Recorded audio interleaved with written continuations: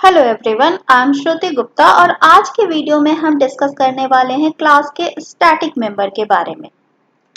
तो क्लास में कोई भी मेंबर, चाहे वह डेटा मेंबर हो या मेंबर फंक्शन हो, उन्हें स्टैटिक बनाया जा सकता है। तो सबसे पहले यह समझें कि नॉर्मल मेंबर्स में और स्टैटिक मेंबर्स में डिफरेंस क्या है।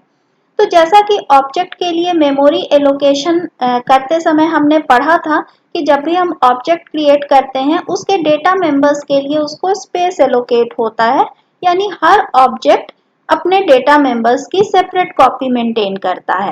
लेकिन स्टैटिक मेंबर के केस में ऐसा नहीं होता है। स्टैटिक मेंबर की एक ही कॉपी क्रिएट होती है और क्लास के जितने भी ऑब्जेक्ट होते हैं उसी कॉपी को यूज करते हैं, यानी एक ही कॉपी को अलग अलग ऑब्जेक्ट्स के बीच शेयर किया जाता है।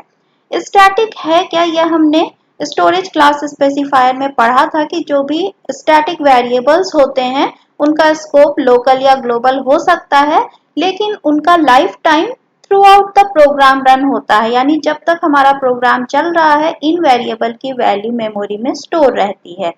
स्टैटिक वेरिएबल में एक और फीचर था कि इसकी वैल्यू ऑटोमेटिकली जीरो से इनिशियलाइज हो जाती है। तो क्लास में दो तरह के स्टैटिक मेंबर हो सकते हैं, पहला है डेटा मेंबर और दूसरा है फंक्शंस। सबसे पहले हम स्टैटिक डेटा मेंबर की बात करते हैं। तो स्टैटिक डेटा मेंबर क्लास के ग्लोबल वेरिएबल की तरह ट्रीट होता है, यानी क्लास के जितने भी ऑब्जेक्ट होते हैं उसी कॉपी को आपस में शेयर करते हैं। एक ही मेंबर होता है जिसे सारे ऑब्जेक्ट आपस में शेयर करते हैं। और static data member ordinary data members में कुछ कॉन्सेप्ट में अलग होता है। जैसे स्टैटिक डेटा मेंबर की सेपरेट कॉपी नहीं होती है, सिर्फ एक कॉपी होती है, जबकि ऑर्डिनरी डेटा मेंबर्स की सेपरेट कॉपी हर ऑब्जेक्ट के लिए एलोकेट होती है। इसके अलावा इसकी विजिबिलिटी सिर्फ क्लास के अंदर होती है, इसे क्लास के बाहर एक्सेस नहीं किया जा सकता है, लेकिन इसका life time throughout the program रहता है। अब देखें तो स्टैटिक डेटा मेंबर क्रिएट कैसे किए जाते हैं। तो इसे डिक्लेयर किया जाता है क्लास के अंदर स्टैटिक कीवर्ड से। जैसे यहाँ हम देखें तो एक क्लास X है हमारा और यहाँ स्टैटिक मेंबर हम क्रिएट कर रहे हैं और स्टैटिक मेंबर का नाम क्या है, काउंट। तो इसका डिक्लेरेशन क्लास के डेफिनेशन के अंदर होता है, लेकिन इसको डिफाइन आउटसाइड द क्लास किया जाता है। और जब हम डिफाइन करते हैं तो वहां स्टैटिक कीवर्ड यूज नहीं करते हैं। जैसे यहाँ देखें तो इस काउंट को हम डिफाइन कर रहे हैं क्लास के बाहर आके, और इसे क्लास डिफाइन कैसे करते हैं, डेटा टाइप, क्लास का name, scope, resolution operator and static variable का नेम। अगर चाहें तो इसको इनिशियलाइज भी कर सकते हैं, जैसे int x count equal to 10।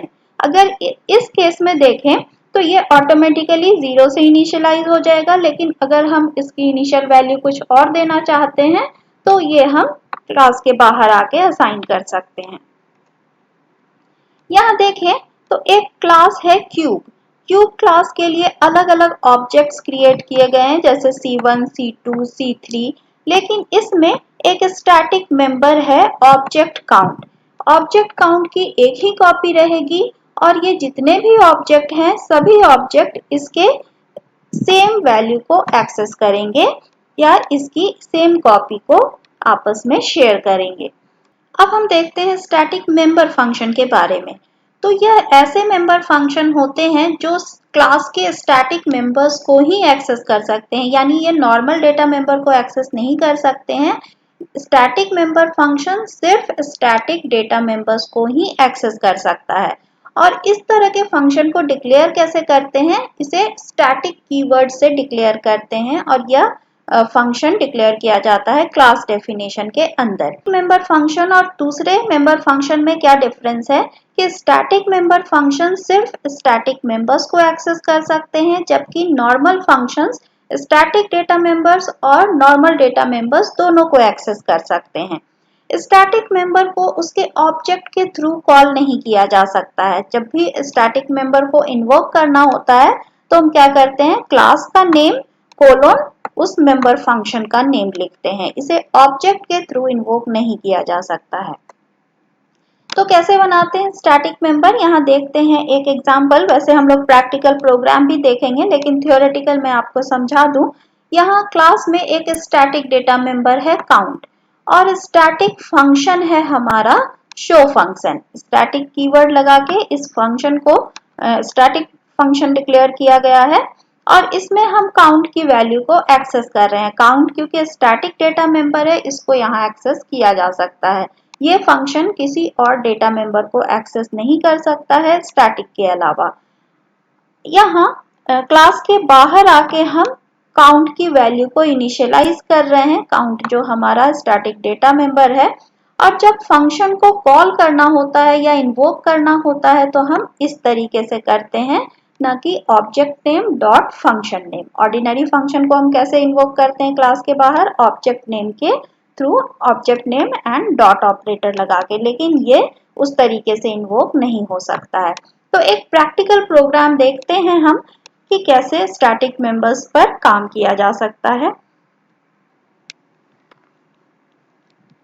तो यहाँ मैंने एक स्टैटिक मेंबर के लिए प्रोग्राम बनाया है जिसमें आप देख सकते हैं क्लास है हमारा x, दो ऑर्डिनरी डेटा मेंबर्स हैं कोड नंबर एंड प्राइस, एक स्टैटिक मेंबर है काउंट।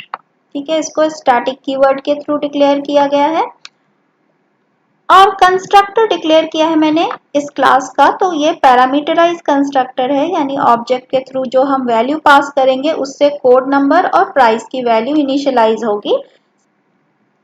साथ ही साथ काउंट की वैल्यू को भी हम इंक्रीज करेंगे, काउंट प्लस प्लस, यानी जब भी एक नया ऑब्जेक्ट क्रिएट होगा पैरामीटराइज कंस्ट्रक्टर के थ्रू काउंट की वैल्यू भी इंक्रीज होगी। डिस्प्ले फंक्शन बनाया है जो कोड नंबर और प्राइस को प्रिंट कर रहा है। अब एक स्टैटिक फंक्शन मैंने बनाया है स्टैटिक वॉइड डिस्प काउंट।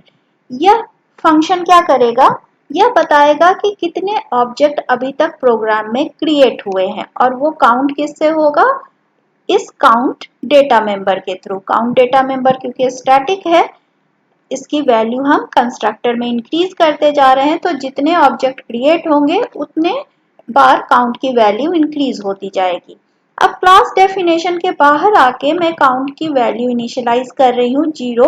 अगर हम काउंट इक्वल टू 0 नहीं भी लिखे तो इसकी वैल्यू ऑटोमेटिकली 0 से ही स्टार्ट होती है क्योंकि ये स्टैटिक वेरिएबल है। अब मेन में देखें तो एक ऑब्जेक्ट क्रिएट कर रही हूँ x क्लास का ob1।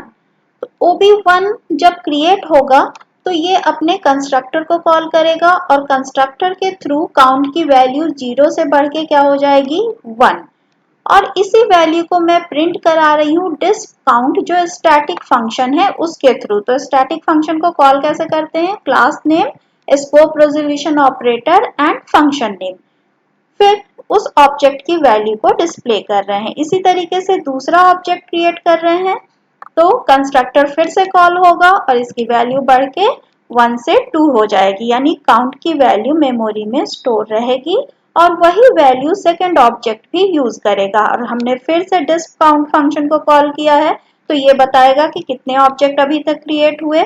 फिर थर्ड ऑब्जेक्ट बनाया है, फिर से डिस्प काउंट को कॉल किया है। तो जितने बार हम कॉल करेंगे ये काउंट की करंट वैल्यू को बताएगा। तो इस प्रोग्राम को हम रन करके देखते हैं। अब यहाँ देखें तो सबसे पहले वो स्टैटिक फंक्शन कॉल हो रहा है जो ऑब्जेक्ट की वैल्यू को काउंट कर रहा है कि कितने ऑब्जेक्ट क्रिएट हुए काउंट डेटा मेंबर के थ्रू। तो पहले दिखा रहा है 1 ऑब्जेक्ट क्रिएटेड और ob1 की जो वैल्यू थी यह प्रिंट कर रहा है कोड नंबर एंड प्राइस। फिर जब सेकेंड ऑब्जेक्ट क्रिएट हो रहा है तो काउंट की वैल्यू फिर बढ़ जा रही है, यानी ये बता रहा है कि ये ऑब्जेक्ट, 2 ऑब्जेक्ट अभी तक क्रिएट हो चुके हैं। फिर सेकेंड ऑब्जेक्ट की वैल्यू को प्रिंट करके फिर हमने तीसरा ऑब्जेक्ट क्रिएट किया तो ये फिर से बता रहा है कि थर्ड ऑब्जेक्ट क्रिएटेड। तो इस तरीके से जितने बार भी ऑब्जेक्ट क्रिएट हो रहे हैं काउंट की वैल्यू ऑटोमेटिकली बढ़ रही है क्योंकि कंस्ट्रक्टर फंक्शन के अंदर मैंने काउंट को इंक्रीज किया है। तो यहाँ देख सकते हैं काउंट की वैल्यू हर बार 0 से इनिशियलाइज नहीं हो रही है, जब भी नया ऑब्जेक्ट क्रिएट हो रहा है इसकी वैल्यू ऑटोमेटिकली इंक्रीज होती जा रही है। तो आज के वीडियो में आपको static data members and functions समझ में आए तो इस वीडियो को लाइक, शेयर एंड सब्सक्राइब करें, साथ ही अपने नोटिफिकेशन बटन को ऑन करें। Thank you and have a nice day.